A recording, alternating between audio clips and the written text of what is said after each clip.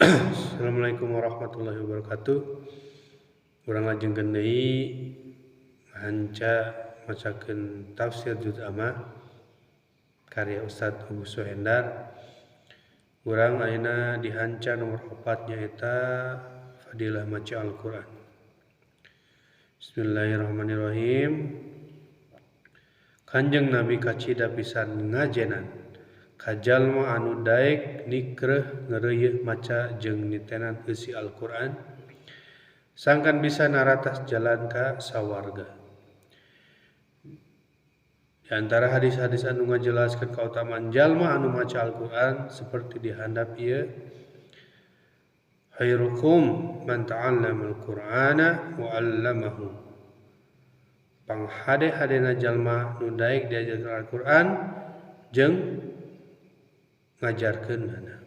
Hadis riwayat Bukhari ti Subah. Aya deui hadis anu dikeluarkan deui ku Imam Bukhari, parumpamaan jalma mukminin nu sok maca Al-Qur'an lir buah utrujah.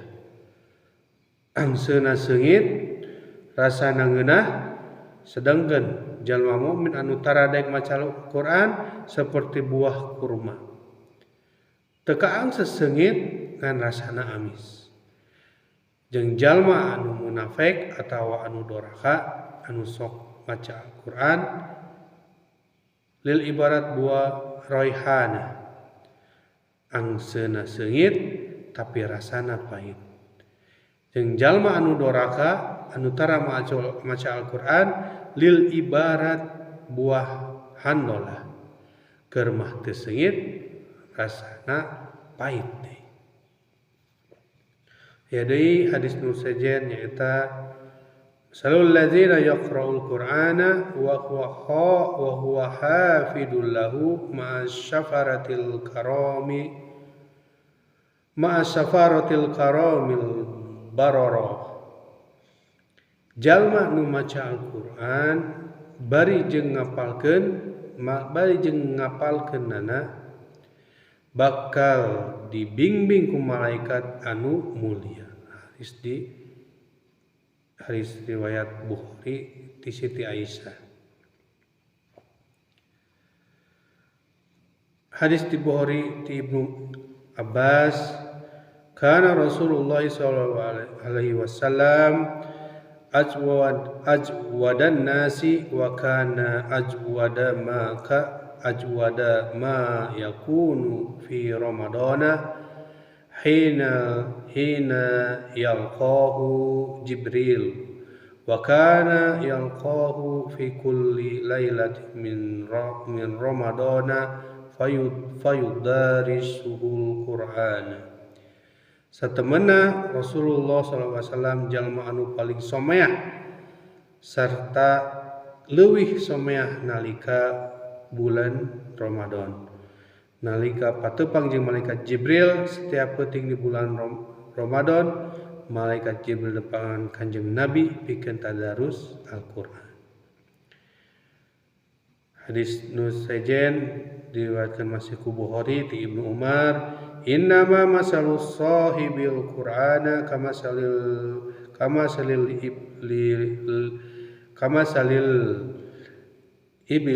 ibilil muaqqalati in ahada alaiha amsakaha wa in atlaqaha dahabat.